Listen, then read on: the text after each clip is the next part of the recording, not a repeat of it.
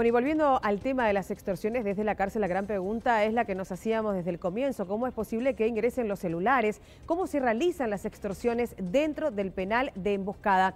Allí se encuentra ya en comunicación Elvio Acosta, nuestro compañero, porque nada mejor que preguntarle a alguien que haya estado dentro del penal de Emboscada y que pueda echar un poco de luz a este tema que nadie se explica cómo a día de hoy sigue ocurriendo. Elvio, muy buenas tardes.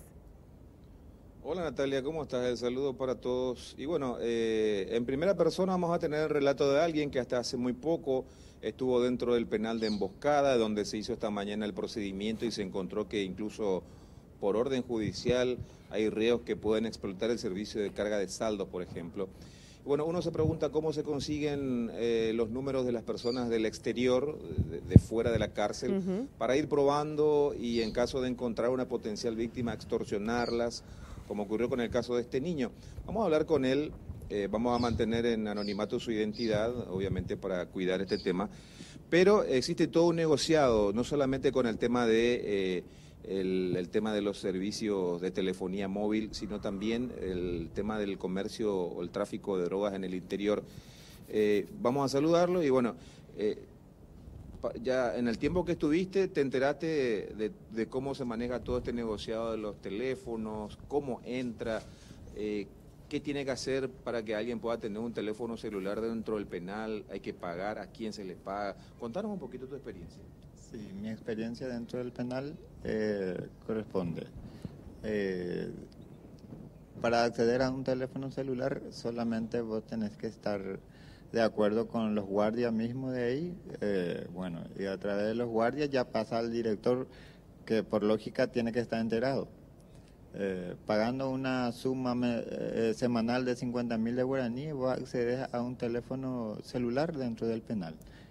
Para una persona honesta, bueno, es válido como para comunicarse con la familia y estar a pendiente de ello desde adentro, pero algunos lo utilizan para extorsiones, para hacer fechorías. Por ejemplo, una persona malintencionada te llama a tus familiares pidiéndole un giro de dinero, relatándole que vos sufriste un accidente o que tuviste un altercado con algún reo dentro del penal y por ende te fuiste al calabozo y para pagar eso un 100.000, 200.000 de guaraníes para volver a salir.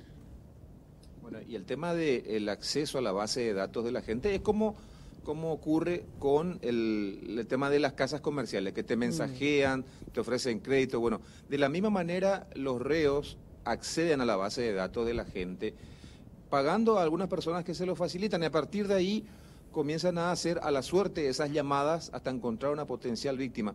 Lo mismo pasa para el tema de las drogas. O sea, decía él, es imposible que el director no esté al tanto de estos cobros que se hacen, tanto para el tema de los celulares como para las drogas. Así mismo. El tema de las drogas sí que es una cosa interminable. El tema de la droga mueve un montón de dinero.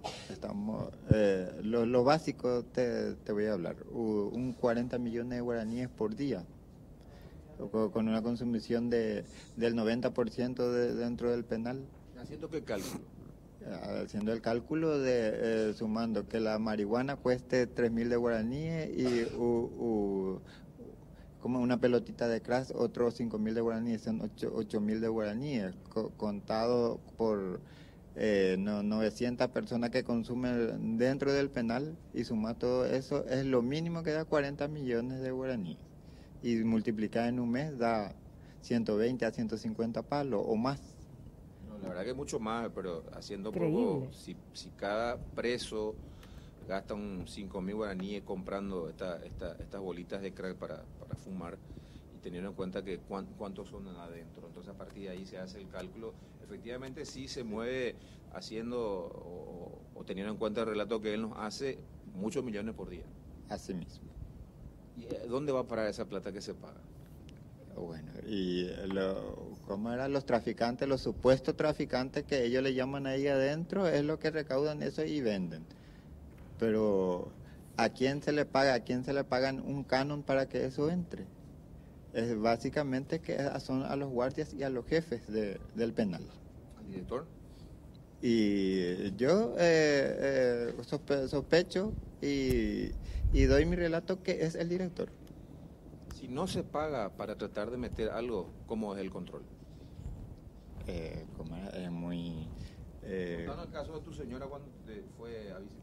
Sí, el caso de mi señora, por ejemplo, el día que se fue para mostrarme a los chicos, tuvieron que desnudarla, meterla en una piecita donde supuestamente se hacen los controles y tuvieron que controlarle hasta el último agujero que tiene entre los cabellos, a ver si no mete algún chip o algún toquito de marihuana o de crack, como ellos le llaman. Y si así es todo el penal, y si el control es tan exhaustivo así, yo me imagino que ninguna persona que se va de visita junto a sus familiares no va a meter un poquito de droga. Bueno, entonces da que los directores del penal son responsables de todo esto, tanto de los teléfonos celulares que están adentro y la droga que se comercializan adentro. Claro, lo que refiere el compañero, que si los controles son tan severos, Claro. cada vez que hay un cateo, una requisa, nos vamos a encontrarnos con ese cúmulo de estoques, cuchillos, drogas y celulares, que son los que siempre se encuentran. Estaba haciendo rápidamente la cuenta, así muy rápido nomás. Él hablaba de 40 millones por día. Voy a redondear en 28 días mes, ¿no? Voy a liberar 2 días de visitas que de repente no se consuma y demás. 40 millones por 28 te da alrededor de $200.000 por mes. 40.000 a veces. No, 40 millones mencionó. Porque son 5.000 Estamos por hablando 900. de una población interesante, ¿eh? Por 900 internos aproximadamente era lo que decía recién. Lo que Y decía haciendo ese recién cálculo, imagínate. Si son 40 millones por día, que podemos reiterarlo incluso, pero lo mencionó en 2 ocasiones, argumentando que consumía uno de cada uno de los que mencionaban, quizás otros compren más, pero eran 5.000 o más por cada interno, por cada reo, que a él le daba una suma de 40 millones por día. ¿Es posible, Elvio? Claro, porque 40 millones. Porque él está seguro que la mayoría de la población penitenciaria allí en el penal de Emboscada fuma, consume marihuana de algún tipo, ya sea marihuana o crack, que son las drogas que están un poco más al alcance del bolsillo de un interno. Y haciendo ese cálculo es el que nos dice de que alrededor de 900 internos son los que al día son capaces de, como mínimo, gastar 5.000 guaraníes en una dosis de marihuana o de crack. Y a partir de allí hacer ese cálculo diario y extenderlo a lo largo de un mes. Sí, igual, sea lo que sea, es demasiada plata que no tendría que estar circulando de ninguna manera, en la manera que lo hace ver esta persona que, bueno, que generosamente también comparte su testimonio. Y las preguntas que siguen sin respuesta. Y él tiene la visión clarísima y creo que las dudas son las mismas que tenemos todos. Desde el momento que hay celulares en las celdas, que hay chips, que hay conexión, que hay dinero, evidentemente hay complicidad de todo el sistema carcelario que debería velar para que eso no ocurra. Lo que dice también es que es imposible que el director del penal no esté al tanto de lo que hacen los guardias de la cárcel. Sería imposible que no esté al tanto. Y la verdad que es una cuestión de consulta que se le tendría que hacer al actual director. ¿Cómo se llama el actual director de...? Sí, el señor Jorge Hernán Resquín.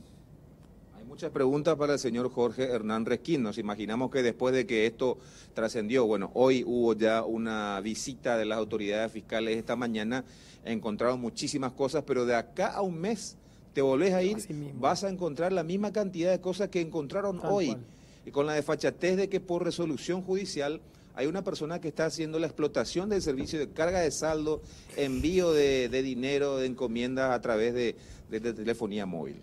Y además desde el momento que se encuentra todo eso en la cárcel, ¿cómo explican los guardias?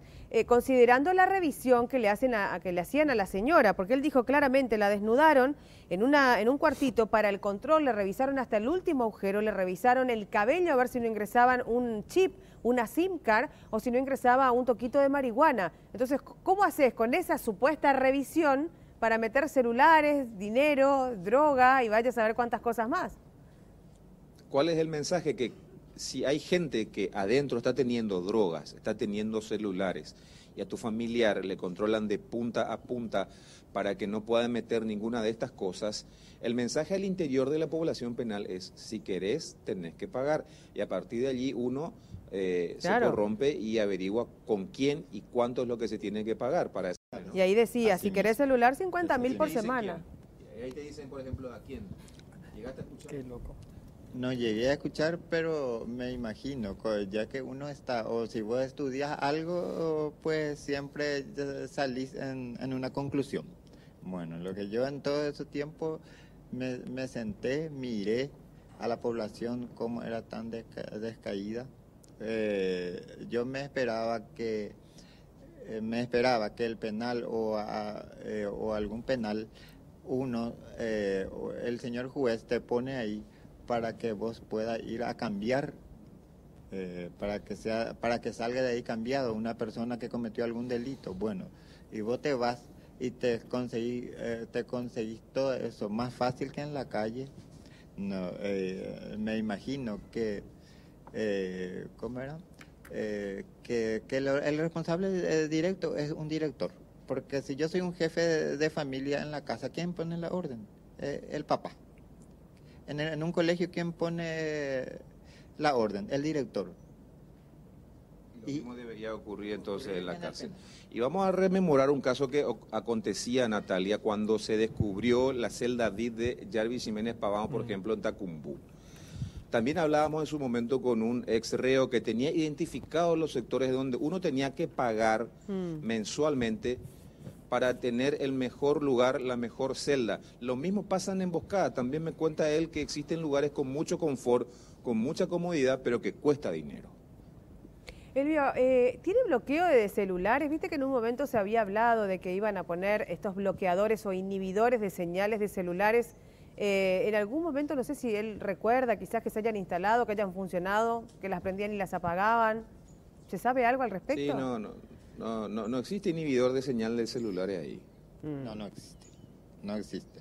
Cualquiera que tenga un celular tiene señal adentro, sea de la operadora que sea aquí en Paraguay. Y lo mismo pasa en Tacumbú. Se intentó, creo que hace un poco más de 10 años, se compró un aparato inhibidor de señal que le llaman, y era al principio tan potente que hasta los vecinos se quejaban porque les cortaba la señal en los alrededores mismos del penal. Después se intentó con otro artefacto y no lograba su cometido. Se dejó sin efecto finalmente todo eso. Para entender mejor, Elvio, estos 50.000 guaraníes que él mencionaba, que se deberían de pagar semanalmente para poder conseguir un celular y en tal caso poder estar en contacto con tu familia, ¿a quién le pagan esos 50.000 guaraníes? ¿Siempre es al mismo guardia? ¿Van rotando? ¿Cómo es? ¿Vos llegaste a pagar algo ahí por el tema, pudiste tener celular, no decidiste pagar? No, nunca intenté tenerlo porque mi condición de persona no me llega a eso, porque viste que en un colegio tenés que respetar las reglas y yo a cualquier penal del país lo considero como un instituto para ir a aprender algo. ¿Vos sabías a quién tenías que pagarle si querías? Sí sabía. ¿Es una sola persona? ¿Son varias? Son varias. Vos con los guardias de turno cocina todo eso. Todos los guardias, por lo que me dice él, tienen ya la orden de poder manejar esta situación y de tener la luz verde para poder administrar estas necesidades de los internos. Qué vergüenza, qué vergüenza. Y bueno, a ver que también después qué explicaciones dan los mismos guardias y los directores de los penales, porque esto no ocurre solamente en ese penal, esto es una historia que se repite en cada uno de nuestros penales. Exacto, se replica esto en donde vos realices, en las penitenciarías regionales y también aquí en Tacumbú, también en Emboscada. En todos lados, por lo visto, se ha institucionalizado también este sistema de coimas, de pagos extras para poder acceder, no sé si a privilegios, pero a ciertas comodidades dentro de los penales. Claro, porque uno entendería, Dante, bueno, tener un teléfono para estar en contacto con la familia o que pongan un teléfono público, como uno suele ver a veces en las películas, pero en este caso no lo utilizan precisamente para darle tranquilidad a la familia, lo utilizan para extorsionar, para cometer delitos. Pero ustedes se dan cuenta de que esto es grave, gravísimo, y hasta ahora uno no escucha al director de institutos penitenciarios que salga a hablar, uno no escucha al ministro de Justicia a hablar. Claro, estamos en una especie de limbo administrativo hoy día porque hay una administración que se está yendo y otra que tiene que tomar. Entonces, como que la gente simplemente no aparece. Fíjate, esto compromete... Ahora, yo te pregunto nomás, Dante, desde no sé cómo se llama el director actual, digamos, ¿verdad? Por más que lo cambien ahora y venga otro, digamos, podría comerse también un proceso. Porque de ahí salieron las llamadas extorsivas, se encontraron los teléfonos celulares, él debe proteger todo, tiene que saber lo que ocurre, según el testimonio de esta persona, los directores saben absolutamente todo. Y desde el momento que hay cosas que están y que no deberían estar y que se está infringiendo, pues tiene que haber un responsable. El responsable es el director del penal. No, tal cual, por eso te decía, había que hablar un poco con los fiscales sobre ese tema, pero cuando hablaban con Ibarra esta mañana, también respondía con ambigüedades en este asunto. Estamos hablando de una estructura que funciona porque la administración permite que funcione. Sí, claro, absolutamente. Es lo que decía hace rato cuando presentaba el tema, de que hay estructuras mafiosas operando en todas las cárceles, porque esto no solamente en Emboscada. No, por supuesto. También se recibe, también hay este tipo de estructura en Tacumbú. ¿Y los responsables? Recordaba cuando ustedes hablaban del tema del inhibidor, por ejemplo. Sí, en Tacumbú se hizo, pero ¿sabes qué pasaba? Inhibía a todo el barrio, pero las llamadas seguían saliendo de Tacumbú. Es decir, no sé, si el inhibidor era direccional, direccionaba hacia el barrio y no hacia Tacumbú. Y lo que pasa que supongo, y Elvio quizás también haya escuchado algo con su entrevistado, el miedo que tienen los mismos funcionarios, el miedo que tienen los mismos directores, porque los internos con teléfono y con dinero son capaces de cualquier cosa. Entonces vos claro, a la larga estás poniendo en peligro a tu familia, ¿no, Elvio? Toda la estructura que se enquistó ya en cada una de las penitenciarías con gente que va a estar por años ahí y que de alguna manera hace una especie de inversión para la explotación de servicios, hace que pueda tener el poder de extorsionar, amenazar a cualquiera que vaya cayendo, a cualquier director, claro, a cualquier guardia, porque si uno habla claramente y crudamente con algunos de ellos, son capaces de en secreto privado admitirte que están coaccionados por estos grupos que ven pasar sucesivamente a varias direcciones, a varios guardias, pero ellos se mantienen. Claro, claro, porque es lo que hablábamos también fuera de micrófono. ¿Cómo te explicás la celda de Jarvis? Creo que tenemos imágenes. ¿Cómo se explica eso, por ejemplo? Sí, en un penal. ¿Y cómo se explica que siga existiendo beneficios como eso después de que se haya descubierto, haya sido un escándalo, se haya destapado y se haya demolido toda esa zona? Los privilegios no pararon, o sea, fue una mentira, algo que encima los ministros que estuvieron sabían de la existencia y después con el objetivo de sacarlo a Jarvis de ahí, tenerlo en otro lugar, un objetivo que no sabemos hasta ahora por qué motivo habrá sido, ahí recién como que se enteraban de lo que estaba ocurriendo, sino que hay constancia que ya sabían anteriormente. Está clarísimo de que el sistema de controlar a los familiares que llegan para que no metan nada es para que ellos puedan preservar su negocio. Su negocio, no quieren competencia, claro, lógico. ¿me entendés? Lógico, matan la competencia. Totalmente. Pero está clarísimo, está clarísimo.